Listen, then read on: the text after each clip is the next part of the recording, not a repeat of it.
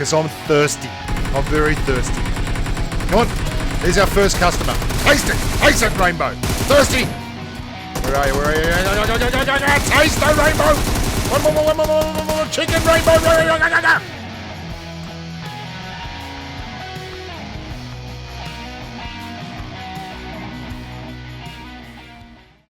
Well, hello there, humans, hippies, earthlings, whoever you are, wherever you are, whatever you're doing, and if you're lucky enough indeed to be doing it too.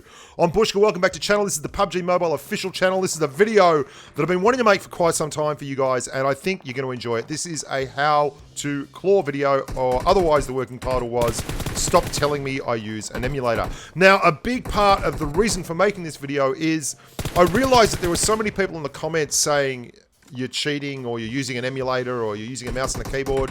And they obviously didn't know about clawing. Now, clawing is simply a different control method for using a mobile device. And it's called the claw because you're basically using your thumb and your pointy finger. You can use 6 fingers all up, like including your thumb, or you can just use 4. I use 4. I tried 6. It just felt like overkill. And the reason it's such an important facet of the gameplay that I bring to you guys is it allows you to be far more effective in close quarters combat.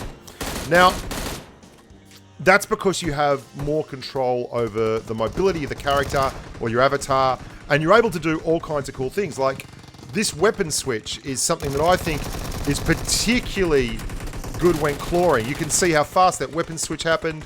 You can see while I'm switching that weapon, I'm still aiming the gun. I'm doing all kinds of things.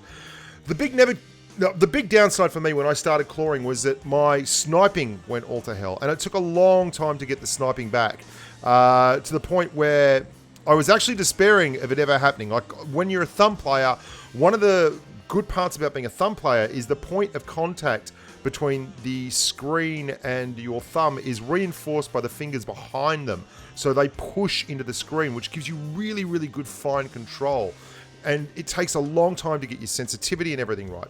The other part of that equation is that when you're doing the claw, or when you've got your finger pressing down on the iPad and there's nothing behind it, because the angle is so different to a thumb player's angle, it's not as stable, and you've got to get used to that, adjust your sensitivity, and find something that works for you. But obviously you can do that because I've been able to get my sniping back up to where it was before I started using claw. In fact, it's probably well beyond that now, just because I've been spending so much time playing the game and I've had so much more experience at it. Now, I'm going to show you a clip in just a second, and it's the whole basis of my theory of claw. That doesn't mean that there's not other ways to do it. In fact, other people might suit you better than mine, but it opens your eyes and gives you some kind of idea on why I'm doing what I'm doing.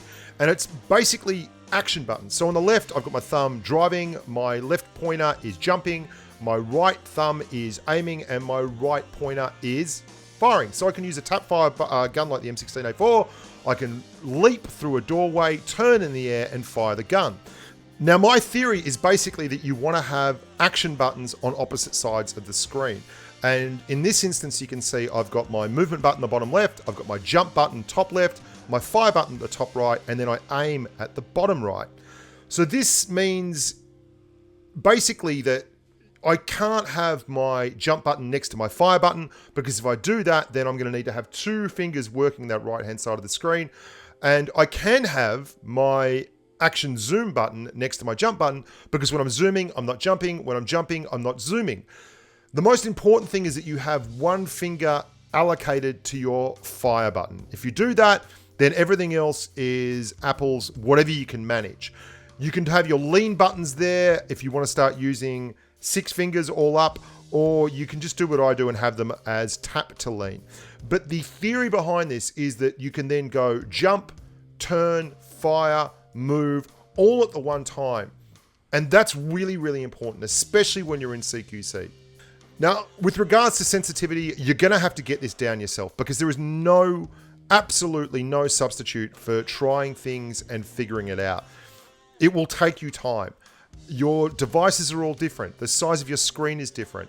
The graphical ability of your device is different. And this means that, even the way you aim and ADS and shoot is different. So this is all on you, and you're going to have to figure this out yourself. But at the end of the day, if you do the work and you actually take the time and you go through the hard yards, you will have a setup that allows you to be absolutely lethal in close quarters combat, where anyone that's running thumbs and is coming up against you is going to be absolutely at a disadvantage. And that doesn't mean you're going to win all the time, because you might not be good and someone else might be really good, or you might be really good but they just might get a headshot. There's no guarantees in this. What it's all about is giving yourself the best opportunity and utilizing the numbers so that when it comes down to it, you get an edge in those chicken dinner situations. You still have to be able to aim. You still have to be able to fire the weapon. But let's be honest, so much of this game, when it comes to winning, is about setting up correctly, that being able to maneuver more efficiently than the other guy in these close quarters situations will absolutely get you the win. Now, I'm going to show you some examples here of CQC and even sniping and how they all blend in together. You can see that I'm not opening that door. I'm letting the guys in there who don't actually know where I am at the moment move around. I can see their footprints, and then we're going to get in. We don't have a vest or a helmet, so he only hits us, I think, the once, but man, it absolutely tore us apart because obviously we don't have any armor on. And then I'm able to catch this guy glitching as he comes out of the window with the AK-47, AKM. Sorry, I'm back in Counter-Strike. And that's outstanding. That's a bot. But I see someone else finishes my knock, so I know that there's someone else over there. Excellent. Or someone else was firing at him at the same time. I'm moving on out, and you can see the ease with which I'm moving, and that's all about Claw. Now, I'm not saying that you have to play Claw if you want to win. Obviously, there's a lot of players out there, Powerbank springs to mind, who play with their thumbs. And I did play with my thumbs for an awfully long time when I started my YouTube channel, and the first season I made Ace was as a thumb player. It's certainly a doable thing. It's not like you cannot do it. And especially with a game like PUBG Mobile, where if you want to play as a stealthy player, then CQC is something you're going to be avoiding. You don't really want to be involved with it a lot. And it's far more important to tactically be aware of the map, what's going on, and how it's happening. You can likewise, if you're not a Claw player, avoid CQC by playing certain maps. If you don't want to play Sanhok and drop Boot Camp, where you're going to be running around like a lunatic, you can drop Miramar or Vikendi and have a lot more of this long-ranged bomber gameplay feel going on. For me, though, I'm all about that action, that dynamic engagement. I want to be the guy who is consistently involved in the most firefights on the map. And by doing that, I'm able to have more fun. It gets the adrenaline pumping, and it does become a little bit of you become a little bit of an adrenaline junkie. You're always looking for those CQC engagements. You're always looking for those opportunities to run in and push. And I feel like that gives you an advantage at the end of a game where things are getting very, very tight, and it's very, very difficult to draw out the win when you're not good at these CQC situations. You can actually strafe fire by holding the fire button down when you are a thumb player and moving it around like that, but it's just not as accurate and not as effective.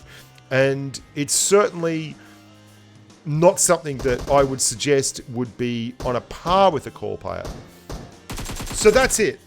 How to Claw, the basics of it, the theory behind it, and some ideas for you to set up your own Claw layout.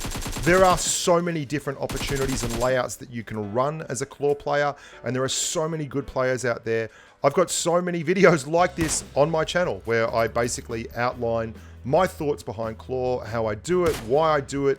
I've even got a Learning to Claw playlist where I show my progression, one video at a time. And how I've done it from the paw, which is a smaller version of the Claw, all the way through to a full-blown four-fingered Fandango.